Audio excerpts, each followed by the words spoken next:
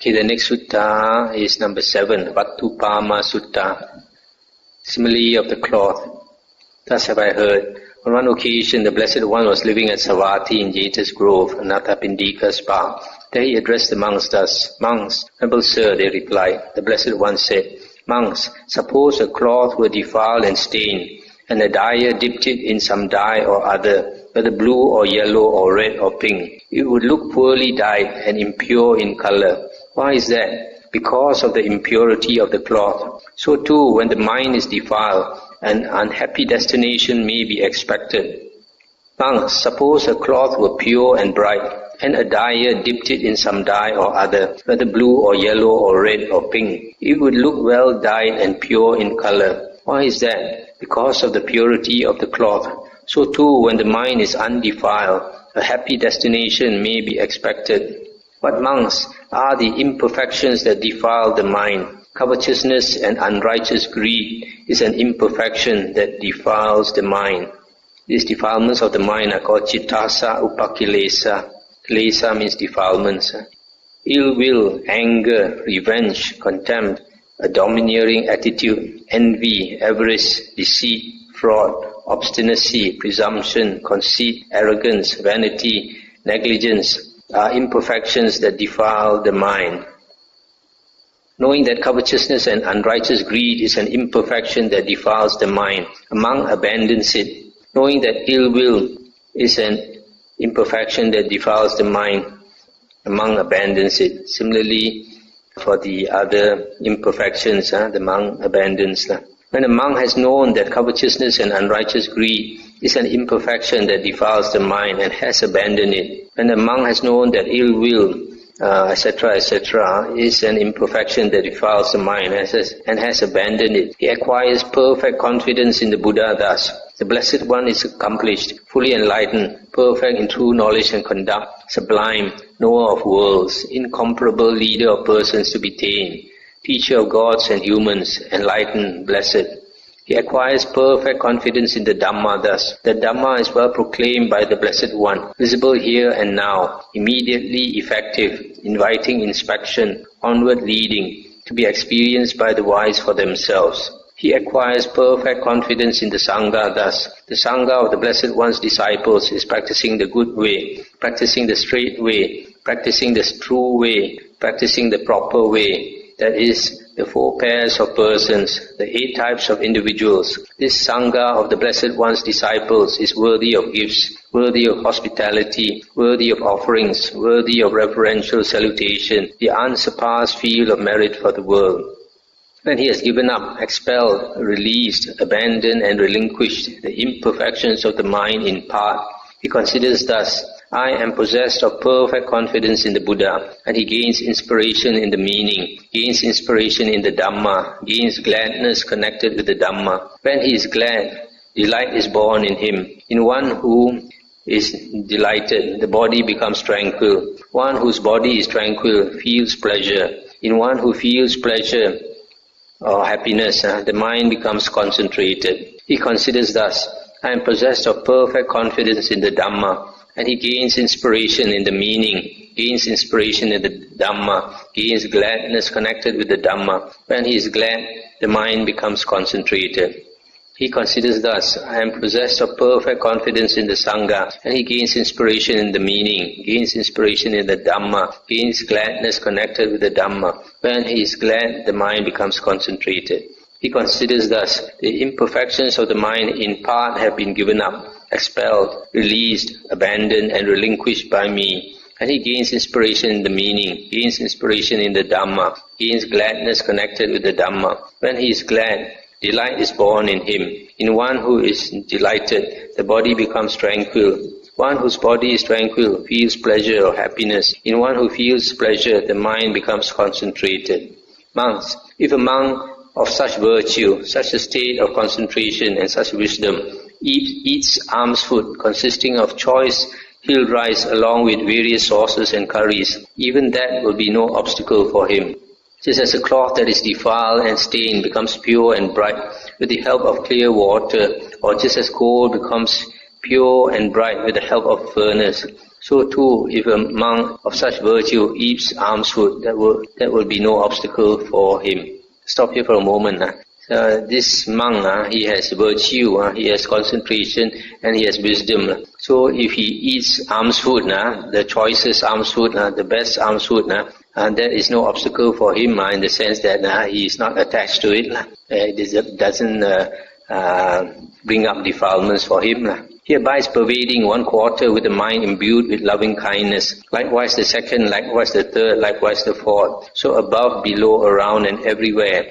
And to all as to himself, he abides pervading the all-encompassing world with the mind imbued with loving kindness, abundant, exalted, immeasurable, without hostility and without ill will. He abides pervading one quarter with the mind imbued with compassion, with the mind imbued with joy, with the mind imbued with equanimity. Likewise the second, likewise the third, likewise the fourth quarter. So above, below, around, and everywhere. And to all as to himself, he abides pervading the all-encompassing world with the mind imbued with equanimity, abundant, exalted, immeasurable, without hostility and without ill will. He understands thus, there is this, there is the inferior, there is the superior, and beyond there is an escape from this whole field of perception. When he knows and sees thus, his mind is liberated from the asava of sensual desire, from the asava of being, and from the asava of ignorance. When it is liberated, there comes the knowledge, it is liberated. He understands birth is destroyed, the holy life has been lived, what had to be done has been done. There is no more coming to any state of being. Monks, this monk is called one bathed with the inner bathing. Now on that occasion, the Brahmin Sundarika Bharadvaja was sitting not far from the Blessed One. Then he said to the Blessed One, "But does Master Gotama go to the Bahuka river to bathe?" And the Buddha said, "Why, Brahmin, go to the Bahuka river? What can the Bahuka river do?" And he said, "Master Gotama, the Bahuka river is held by many to give liberation. It is held by many to give merit, and many wash away their evil actions in the Bahuka river." Then the Blessed One addressed the Brahmin Sundarika Bharadvaja in stanzas. Bahuka and Adikaka, Gaya and Sundarika too, Vayaga and Sarasati, and the stream Bahumati. A fool may there forever bathe, yet will not purify dark deeds. What can the Sundarika bring to pass? What the Vayaga, what the Bahuka? They cannot purify an evildoer, a man who has done cruel and brutal deeds. One pure in heart has evermore the feast of spring, the holy day. One fair in act, one pure in heart, brings his virtue to perfection. It is here, Brahmin, that you should bathe, to make yourself a refuge for all beings. And if you speak no falsehood, nor work harm for living beings, nor take what is offered not, with faith and free from avarice, what need for you to go to Gaya? For any well will be your Gaya. When this was said, the Brahmin Sundarika Bharadvaja said, "Magnificent Master Gotama, magnificent Master Gotama. Master Gotama has made the Dhamma clear in many ways, as though he were turning upright what had been overthrown, revealing what was hidden, showing the way to one who was lost, or holding up a lamp in the dark for those with eyesight to see form. I go to Master Gotama for refuge, and to the Dhamma, and to the Bhikkhu Sangha. I will receive the going forth under Master Gotama. I will receive the full admission."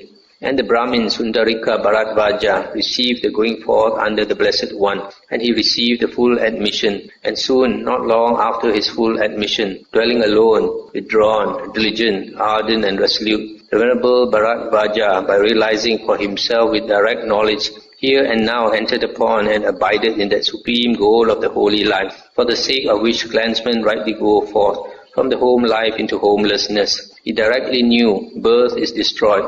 The holy life has been lived. What had to be done has been done. There is no more coming to any state of being. And the Venerable Bharadvaja became one of the Arahants. So you see here, the Buddha gives this simile about the cloth. This simile of the cloth, if you have a dirty cloth and you want to dye it to change its color, if the cloth already has some color, and has oil and has stains and all that, you dip it in that dye, it cannot soak that dye because the cloth is dirty. But if your cloth is pure and white and clean, and when you soak it in the dye, it absorbs all that color you want it to. So that is a simile for our mind. When our mind There's a lot of defilements, especially what is called the 5 hindrances. The Buddha says the 5 hindrances are the cause for our mind being blur. No wisdom, sensual desire, ill will or anger, sloth and torpor, restlessness and remorse, and doubt. These 5 things. So when we listen to the Dhamma with a lot of these hindrances in us, we cannot absorb, just like the cloth cannot absorb the dye. The Dhamma doesn't go through. But if we meditate and our mind becomes concentrated, we get rid of these kilesas, these hindrances. Then when you listen to the Dhamma, we can absorb easily. That's why this simile of the cloth is very appropriate. Then the Buddha says that a monk has a lot of imperfections, like just now we heard about blemish. And then after hearing the Dhamma, he abandons what the Buddha asks us to abandon. Buddha always asks us to abandon unwholesome states of mind. So when he abandons it, and then he realizes that he has improved, then he has faith in the Buddha, Dhamma and Sangha. Then when he has faith, then he is glad. And then when he is glad, then slowly delight arises. And then delight is followed by tranquility. And then a tranquil mind is a happy mind, and a happy mind easily becomes concentrated. Then here Buddha talks about pervading the entire world with loving kindness, compassion, joy and equanimity. These are the 4 Brahma Viharas that the Brahmins like to abide in. That's why the Buddha often talks about this. And then the Buddha said, since the Buddha implied that he is liberated, so the Brahmin thought, you must have gone to some river to get liberation. So the Buddha said, what can the river do for you? Then the Buddha said, it is by cultivating your mind you become liberated. So the bathing is not the external bathing, it's the internal bathing that is important, not the external show. A lot of people like to make a show outside. What's important is inside. Then after that, after listening to this, the Brahmin asked to go forth. To many of us Chinese, very surprising. This Indian man listened to the Dhamma a bit already goes forth. Chinese man have to ask the wife for permission, have to ask the children for permission, have to ask the whole family for permission. Not for them. They are inspired immediately, can give up their family and go forth.